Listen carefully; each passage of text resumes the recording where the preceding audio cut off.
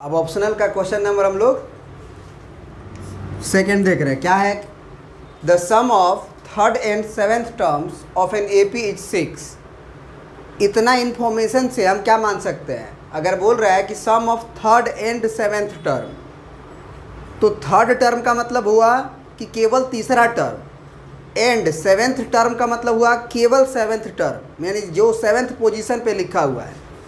मतलब हम ये कह सकते हैं कि हमारा जो थर्ड टर्म है T3 और सेवेंथ टर्म है T7, उन दोनों का सम जो है वो 6 दिया हुआ है। And their product is 8। Their product का मतलब हो गया कि अगर आप T3 इंटू T7 करें तो आपका आएगा 6।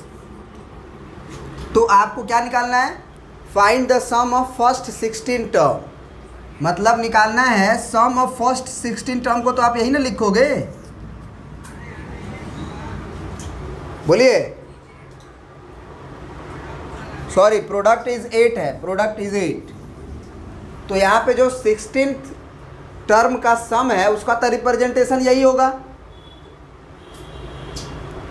यानी कि आपको S16 निकालना है, मान के चलो। तो S16 के लिए क्या लिखोगे तुम? फार्मूला अगर लिखना हो तो S16 बराबर लिखोगे 16/2 और ब्रैकेट में 2a plus 16 minus 1 into D. क्योंकि जब n रहता था तो n/2 और 2a plus n minus 1 into D होता था। यानी कि आपको क्या चाहिए? a चाहिए और d चाहिए। a और d अगर मालूम रहेगा तो S16 निकल जाएगा। तो अब ज़रा सोचिए कि a होता क्या है? a क्या होता है? Let first term be x and common difference is equal to d। उसके बाद ये कहानी लिखाएगा हमारा। अब T3 का जगह पे हम क्या लिख सकते हैं? a plus 2d। और T7 के जगह पे क्या लिख सकते हैं? a plus 6d। इसका वैल्यू हमारा 6 आएगा। तो a और a जोड़ेंगे तो 2a आएगा और 2a plus 8d equal to 6। तो यहाँ से आप ये भी कह सकते हो कि 2 अगर कॉमन ले लिया जाए तो हमारा क्या आ जाएगा रिजल्ट? 2 अगर हम कॉमन ले लें तो रिजल्ट क्या आएगा बताओ?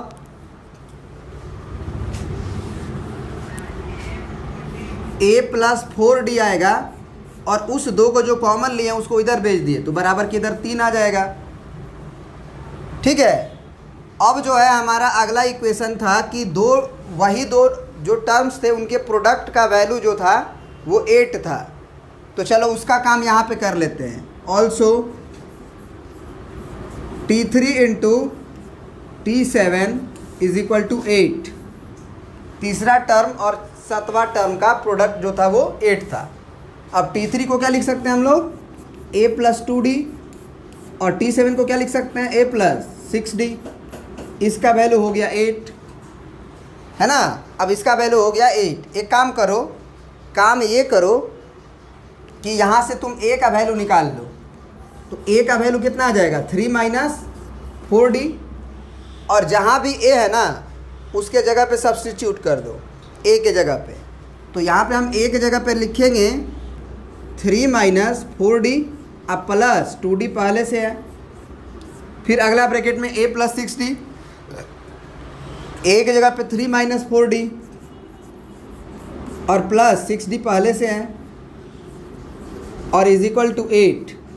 अब ज़रा बताओ कितना हो जाएगा? ये हो जाएगा 3 माइनस 2d और ये हो जाएगा तुम्हारा 3 माइनस प्लस 2d। क्या यहाँ तक बात समझ में आया? अब जो है आपको यहाँ पे दिख रहा होगा कि यहाँ a माइनस बी और a प्लस बी जैसा कुछ काम हो रहा है। तो a square minus b square, तो 3 स्क्वायर माइनस 2d का होल स्क्वायर, है ना, और बराबर 8। तो यहाँ से आप कह सकते हो कि 3 3 या 9 बराबर के उधर जाएगा, है ना।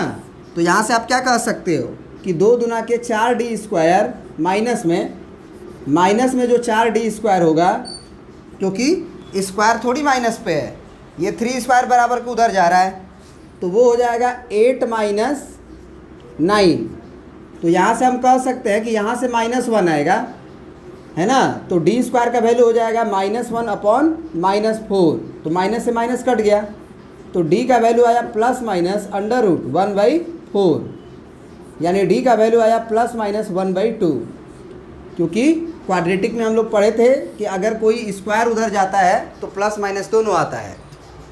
अब देखो डी का वैल्यू दोनों आ चुका है, तो दोनों कंसीडर किया जा सकता है। अब डी का वैल्यू अगर मान लो पहला केस में हम कंसीडर कर रहे हैं 1/2, तो ए का वैल्यू यहाँ से निकाला जा सकता है।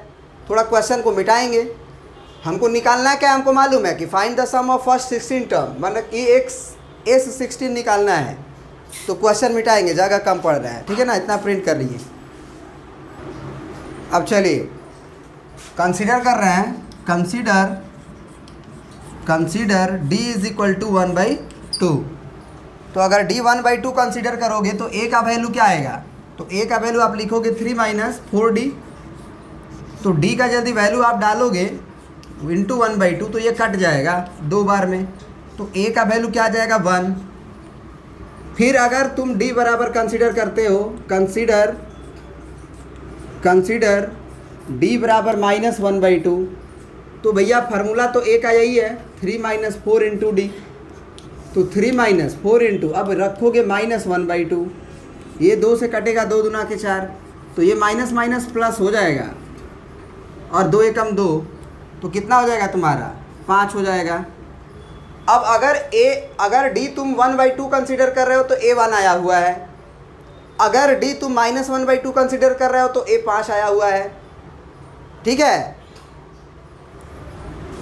तो जो समेशन है तुम्हारा S16 वो दोनों से होगा, और वो हो जाएगा 16/2 और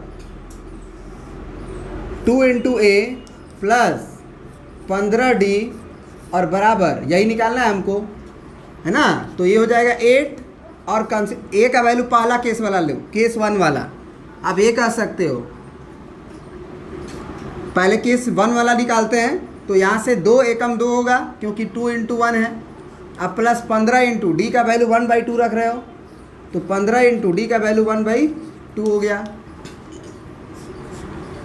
है ना। चलिए अब इसको जोड़ते हैं, तो ये कितना हो जाएगा, बाई 1 कर लो आप, तो 8 इंटू ये 2 हो गया एलसीएम, ये 2 दूना के 4 प्लस 15, तो ये कट जाएगा 4 बार में, तो ये हो जाएगा 15 4 19, और 19 चौके 76, तो इसका सम 76 आया, ठीक है।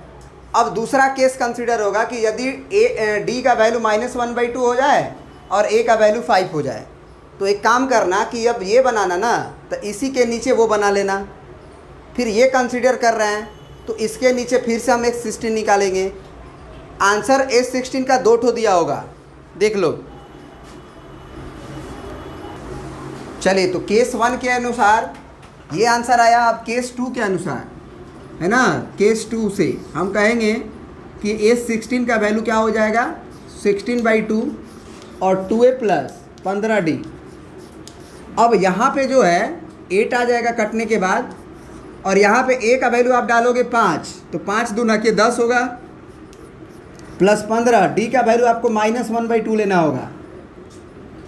अब ये कितना आ जाएगा 8, और ब्रैकेट में ये हो जाएगा 10, एलसीएम ले लो आप, एलसीएम लोगे तो 2 और 1 का एलसीएम 2 होगा, तो ये क्या हो जाएगा 10 दूना के 20 हो जाएगा, है ना, 20 हो जाएगा, और प्लस माइनस माइनस, और 15 एकम 15, तो यहाँ से आप क्या कह सकते हो कि 20 में से 15 घटा तो कितना बचा 5 बचा, तो ये 20 हो गया।